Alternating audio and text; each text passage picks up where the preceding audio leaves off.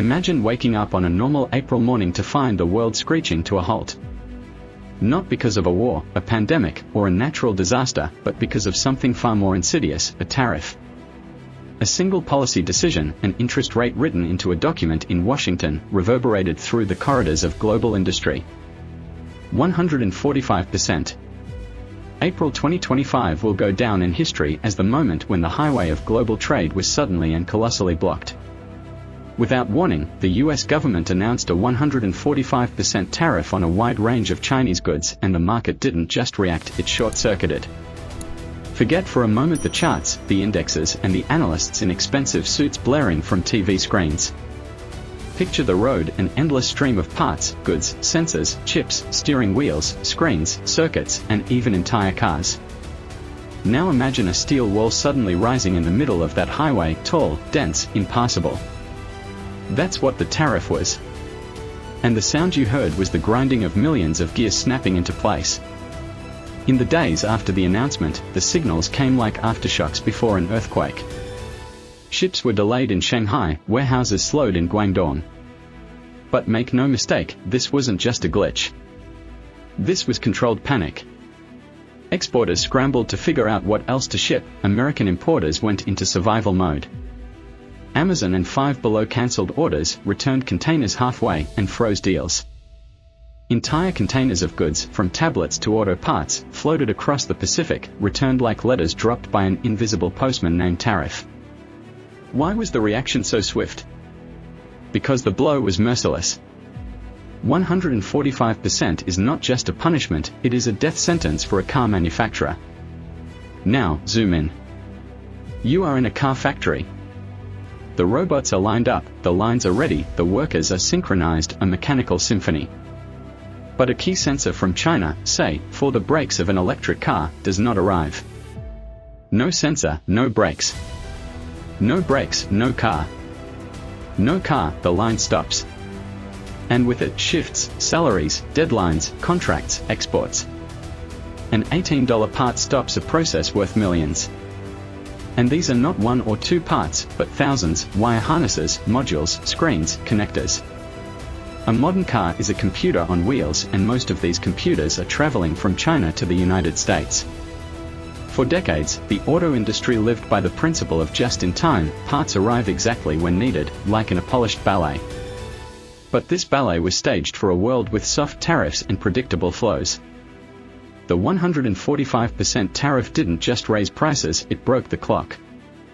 Factories that had been working in unison began to choke. And in the auto industry, choking is not a small thing, it's a systemic collapse. Logistic chaos is turning into financial pain, and not just for industrial giants, but for you too. Expensive parts are more expensive than the car. Factory delays are higher than the prices in showrooms. Trade instability is increasing insurance prices. A car that used to cost $25,000 is now going for $28,000. Deadlines are stretching, choice is dwindling, loans are getting more expensive. And you think, is it worth it? Because of one document, one tariff. But why now? Why so high? Officially, the US says, protecting its industry, strengthening supply chains, bringing production back home. But between the lines, the question is this protection or provocation?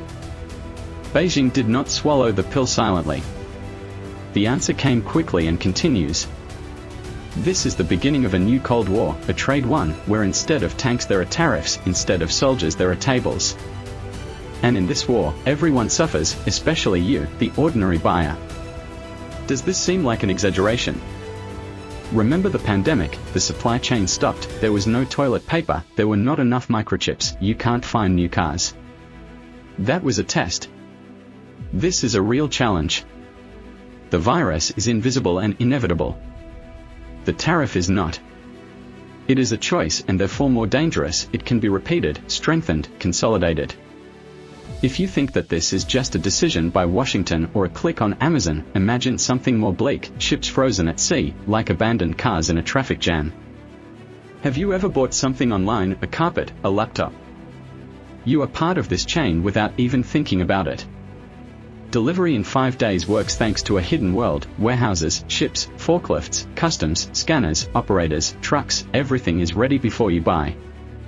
And now this world has stopped. In April 2025, not a single ship left the major ports of China for the United States. Not a delay, a collapse. Marcus, 41, a supervisor at a Texas car dealership. Their hit, a hybrid SUV, has stopped coming. The reason? A $100 battery module stuck in Guangzhou. Every day without a container means another customer without a delivery deadline. Every loss is a blow to bonuses, the salon's cash register, salaries, the local economy. Multiply this by thousands of companies, millions of goods, billions of dollars. There is a traffic jam in Chinese ports. Warehouses at 80 to 90% capacity have reached their limit. Goods, tires, electronics, auto parts, lie in the open, risking spoilage or disappearing. Ships are not unloading, customs are in a stupor due to new rules. What used to take 16 hours now drags on for 5 days. Ships are waiting, companies are losing millions. The auto industry, sharpened for zero reserves, is tottering. GM's Ohio plant has stopped, there are no harnesses from Jiangsu. Toyota in Indiana laid off 300 people, sensors have disappeared. A Kentucky pillow supplier declared a state of emergency, the gas for the pillows got stuck at customs. These are not accidents, but the collapse of a fragile global system. Shipping prices have skyrocketed. Fewer ships, higher insurance. A container has gone from $1.500 to $4.000 terms, up to 30 days. And you pay, light bulbs from $39 to $59, car multimedia, from $300 to $470, a hatchback from Mexico, plus $7,000 in 2 weeks. Not an improvement, but a traffic jam.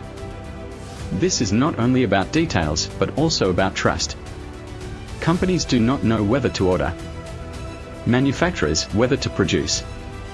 You, whether to believe the shop window. Trust is the fuel of the economy. Without it, nothing. And now, the sky. Every flight is based on diplomacy, contracts, trust. Without trust, the sky collapses. Boeing, the pride of the United States, took the blow first. China froze orders and deliveries in response to tariffs. 55 planes worth $8 billion sit in hangars, losing value. This is not just business, it is a signal: play hard, goodbye to our skies. Boeing shares fell 3% in a day, wiping out billions. But there is a chain deeper: 11,000 suppliers, 1.6 million jobs in the US. After the 737 MAX crisis, Boeing was just getting back on its feet, and now it has lost China. What if this is just the beginning? What if other countries hit the US vulnerable points? Aircraft materials, composites, sensors, rare minerals like neodymium are the same as in your electric car. Who will pay for their increased cost? China holds 80% of rare earth elements. Hints at export restrictions are not revenge, but a threat to paralysis of mobility. Cars, drones, satellites, military equipment, turbines, medical equipment all rely on these materials. Turn off the tap, and the domino falls. Did the West miss the boat? Globalization has brought efficiency, but also dependence. China needs Boeing, but the US needs Chinese resources more. Aviation is a thermometer of global imbalances. What's next? Your car is delayed for 6 months. Navigation does not work, there are no sensors. Fast charging has become slow. The price has increased by 30% without improvements. And somewhere in Washington, Boeing is parked with its engines turned off. If the sky is not neutral, where is the end of this war? Made in China was a symbol of efficiency. But in 2025, trust cracked. Amazon, Walmart, GM, Tesla, Toyota began to draw new supply maps, not for the good life, but for survival. Replace China. Vietnam, India, Mexico are promising, but they do not have the scale and stability. Amazon is retraining 3,000 suppliers for Vietnam, it's like building a new blindfolded. Toyota spends $1 billion to shift 12% of the chain for a hybrid. Is it worth it? Depends on what is more important, price or control. The problem is not only to find a replacement, but also to believe in it. Auto stabilization module, an error, and you're in a ditch, a delay, and the car does not move. Transfer to India. Certification, tests, power failures, and time is running out. Previously, the de minimis rule saved goods up to $800 were duty-free. Now even brake pads are subject to tariffs.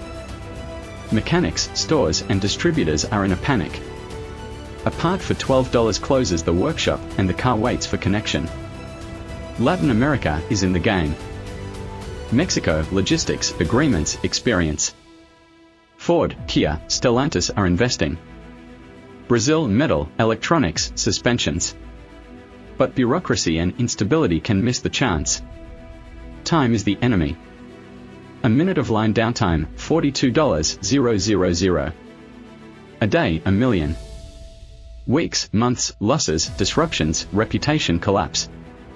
Shanghai has been replaced by Rio, but the road is not ready yet. In 1947, the United States raised Europe with the Marshall Plan. In 2025, itself. But the enemy is not tanks, but the chips in your phone, engine, rocket. The war is going on through chains. The US sees China as a competitor, not a partner. The goal is not balance, but sovereignty. The CHIPS Act and IIA pour in $700 billion, $52 billion for chips, factories in Arizona, Texas, Ohio, batteries, raw materials, cars. Globalization is going away, the priority is independence. But there is a trap, 90% of batteries, 75% of panels, 80% of magnets are from China. The superpower realized that its base is with its rival, and is changing the rules. Friendshoring production with allies, Mexico, Canada, India, Vietnam. It looks good on paper, but where is the scale and stability? China is not waiting. Beijing is building bridges with Asia, Africa, Latin America, pumping up the domestic market, going to developing countries without conditions. The US is putting up walls, China, connections. The world is not divided into camps, but is walking through a minefield. Automakers at a dead end, at home, a 40% price increase, sanctions with China. Ford is building a plant in Tennessee for $5.6 billion, but until 2027, vulnerability and price increases. Reindustrialization, less choice, higher prices, longer waits, taxes, discontent. Will the US win without breaking itself? There are no deadlines for 2026 in showrooms, only approximately. Models are being discontinued, prices for basic cars are plus 40,000 not for technology, but for chaos. The global machine is falling apart. This is not just a war between politicians and bosses. The score is in your hands. Fewer options, more waiting, prices in space. Hyundai, Toyota, Ford are cutting product lines, postponing new products. Do you want an SUV with multimedia?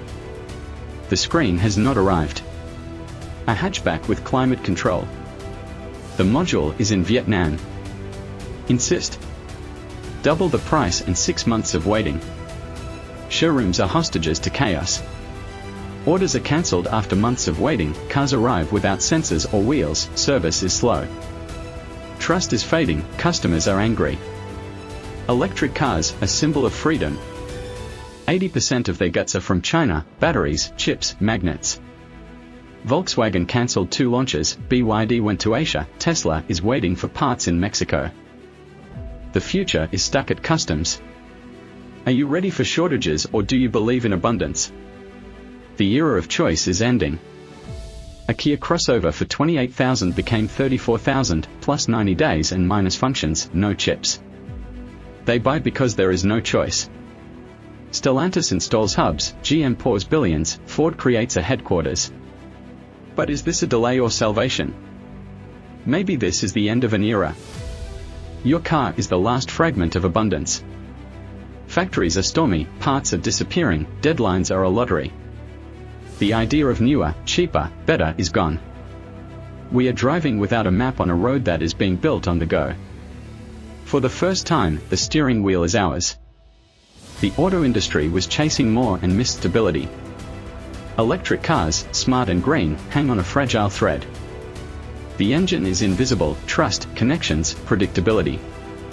This is not a failure, but a signal. We took cheapness, not counting losses, closed factories, calling it progress.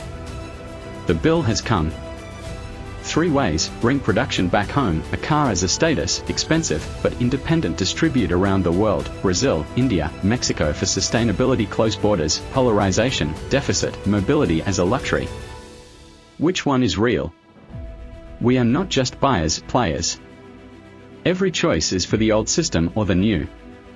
Simple, durable cars, local parts, refusal of expectations, change starts from below. The system is in sight, the gears are open. He who looks under the hood rules the road. Which path is closer to you? Pay more for responsibility or live in a precarious, connected world? Share your thoughts, the road is just beginning.